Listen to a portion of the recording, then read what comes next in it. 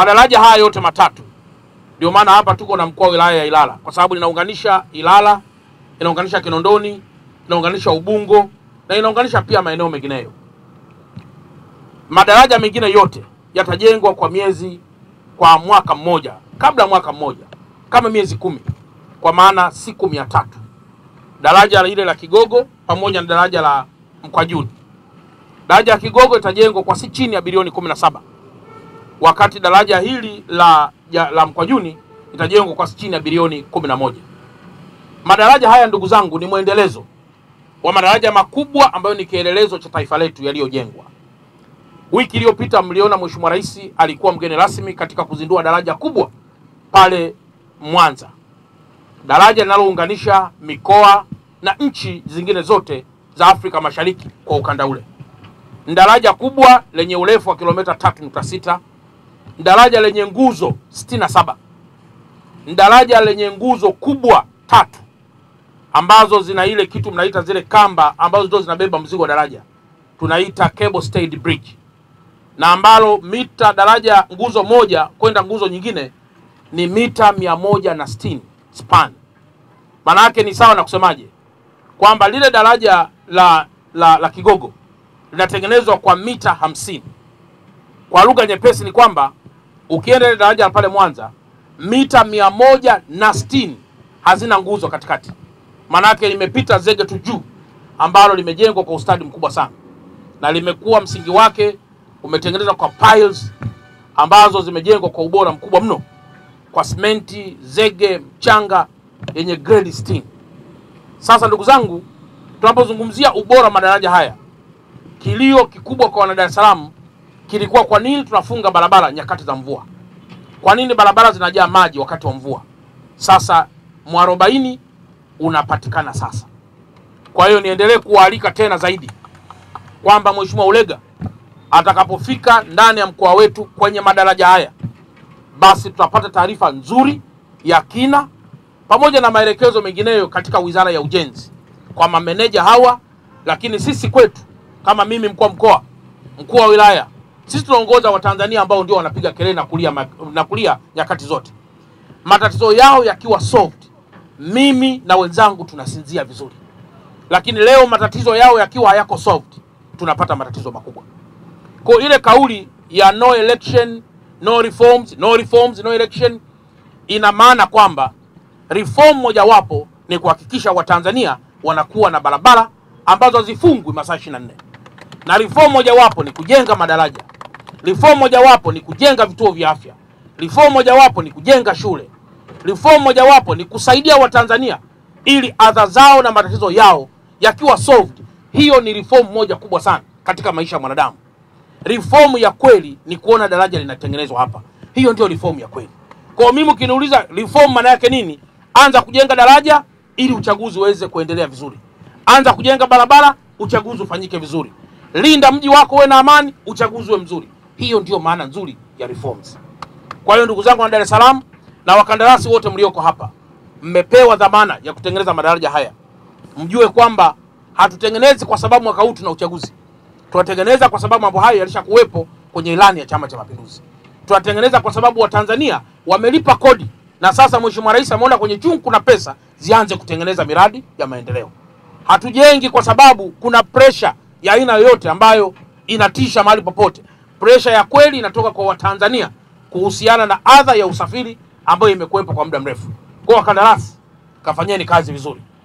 Mheshimiwa Waziri wetu atakuja kutukabidhi sisi hizi site, na kwamba sisi ndio tu wasimamizi wa hizi sites. Zitakapokuwa zimesha kuja vizuri mikononi mwetu, kwa kweli jiandaeni. Sitaona sababu ya ninyi kulala wakati kuna mwanga wa kufanya biashara, wa kufanya kazi saa 24.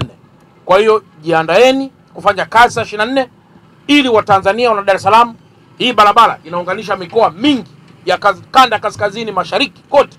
Ikifungwa hii barabara, soko la Kariakoo lifanye kazi.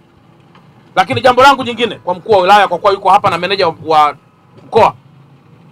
Meneja, mimi mkuu wa wilaya, unafahamu na umefanya kazi nzuri sana kwenye Chama cha Mapinduzi. Miaka ya nyuma nakumbuka tulikuwa tunafanyia mikutano yetu hapa. Sasa mimi nikuagize wewe mkuu wa wilaya kwamba tunataka ile asili ya mikutano ya Jangwani yenye vibe ile irudi tena hapa.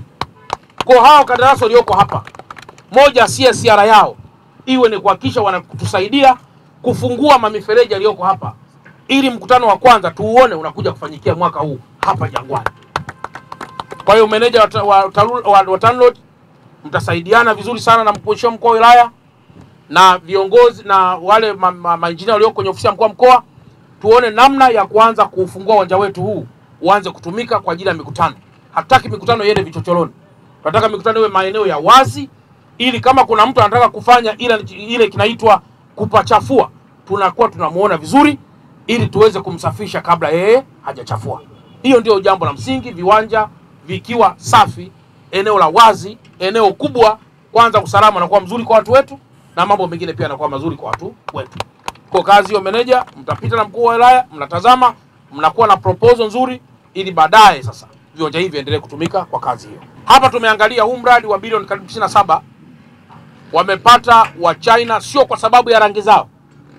Wamepata kwa sababu ya uwezo walionao kiteknolojia wa kujenga daraja hili. Hii naomba lieleweke vizuri. Sio kwa sababu ya rangi zao. Kinachompa mtu mradi sio rangi, ni uwezo wa kampuni. Tunataka class A au class 1 kwa mfano. Uwezo wa kampuni tunataka uwe ni mtu mwenye uzoefu. Uwezo wa kampuni tunataka, hatutoi miradi kwa sababu ya rangi. Lakini ile miradi yote mnayoiona ya madaraja mawili yamepewa kampuni za wazawa wa Tanzania hapa. Lakini masharti ya hawa wa China wanapofanya kazi hapa, ajira zao zinakuwa za watu weusi.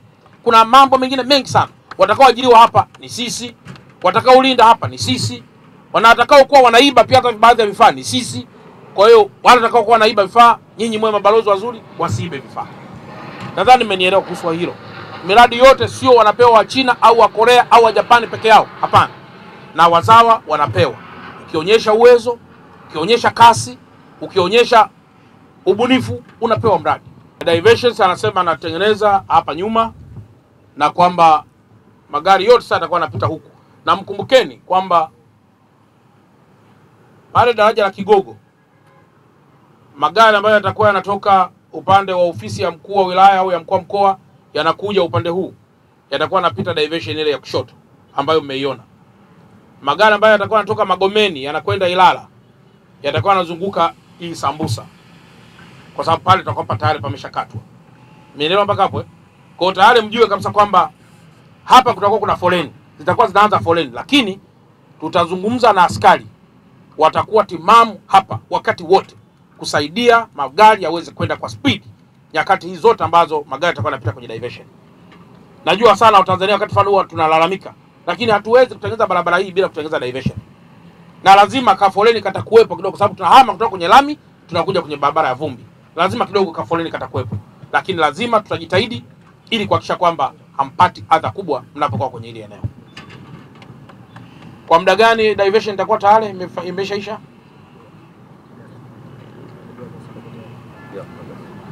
Hadi mwezi wa 8 kwa diversion itakuwa iko tayari na itapitisha magari yote, lane zote 6 na pia sehemu watembea kwa miguu. Na pia diversion hiyo itakuwa tutaiweka lami. Kwa umeelewa, diversion hii itatengenezwa kwa muda miezi kama 2 au 1.5. Sasa hivi imeshaanza, mpaka mwezi wa 8 itakuwa tayari. Na diversion yao ina masharti kwamba lazima itawekwa lami ili kurahisisha magari yasiwe na mkwamo mkubwa kwenye eneo hili. Sawa jamani? Lami itakayotengenezwa, diversion itakayotengenezwa, daraja itakayotengenezwa ipo ndani ya package ya bilioni karibu 97. Mheshimiwa Mkuu wa Mkoa, kwetu sisi wana Ilala, daraja hili ni muhimu sana katika barabara hii ya Kawawa ambayo inapitisha magari mengi sana kuelekea Temeke, lakini kuingia eneo la Kariakoo, lakini magari pia ambayo yanakimbia foleni katikati ya jiji la Dar es Salaam. Hivi kwa kitendo ambacho Mheshimiwa Rais ameleta fedha kwa ajili ya ujenzi wa daraja hili na barabara hii, tuna kila sababu ya kumshukuru sana, na tunaomba utupelekee shukrani za dhati sana kwa Mheshimiwa Rais. Ombi langu Mheshimiwa Mkuu wa Mkoa kwa mkandarasi, kwa niaba ya wananchi wa Ilala, ni kwamba mkandarasi aende kutimiza ahadi yake ya siku 300 kuhakikisha anakamilisha barabara hii ili watu wetu waweze kupita katika mazingira yale ambayo Mheshimiwa Rais ametazamia pia yafanyike. Lakini sambamba na hiyo, nitumie nafasi hii kuomba wananchi wote wa Ilala waendelee kuwasikiliza ndugu zetu wa Jeshi la Polisi ambao watakaotoa maelekezo ya namna gani tutapita kwenye barabara hii katika kipindi chote hiki cha mwaka ambao barabara hii inajengwa. Niendelee kuomba jeshi la polisi kwamba yeyote atakayekiuka ule utaratibu ambao utakao kuwa umewekwa wa kupita kwenye hii achukuliwe hatua kali, ili asije akaonekana kuna mtu anakwepa kupita kwenye eneo ambalo limetengwa, ataweza kuleta foleni na kuleta changamoto kwa watumiaji wengine wa barabara. Katika eneo hili la hapa Mkwajuni mwaka 2023, 2024 na mwaka wa 2025 tumeona mvua zile za masika zinaponyesha tumekuwa na adha kubwa. Mvua ikishanyesha maji yanajaa hapo, kwa hiyo namna ya kupita inakuwa ni ngumu. Magari ya abiria na magari ya watu binafsi, lakini pia hata watembea kwa miguu imekuwa ni shida kabisa hapa kuweza kupita. Kwa hiyo imekuwa ni adha kubwa kwa uchumi na huduma za kijamii, kwa sababu ya maji haya yakijaa hapa ni lisali moja hadi masaa matatu barabara haiwezi kupitika. Lakini tunakushukuru sana wewe, tunamshukuru sana Mheshimiwa Rais wetu wa Jamhuri ya Muungano wa Tanzania kwa kuliona hili tatizo na kwamba sasa mwarobaini wake umepatikana. Kama tulivyokwisha kuomba ni kwamba mkandarasi atakapomaliza diversion, tunatarajia diversion itatumika ndani ya itakamilika ndani ya wiki moja ijayo, na baada ya hapo tutakuwa na jukumu la kukata barabara ili kuruhusu magari yanayopita upande mmoja yapite kwenye diversion na yale ya upande mwingine yatapita ile njia ya sambusa. Kwanza tushukuru fursa tuliopewa kama wazawa kufanya baadhi ya hizi kazi ambazo wengi walikuwa wanafikiria kwamba haziwezi kufanywa na wazawa, na katika kuhakikisha hilo tumedhamiria kwamba ndani ya zile siku 300 tulizopewa za kufanya mradi tuhakikishe tumeufanya na kukamilisha kwa muda.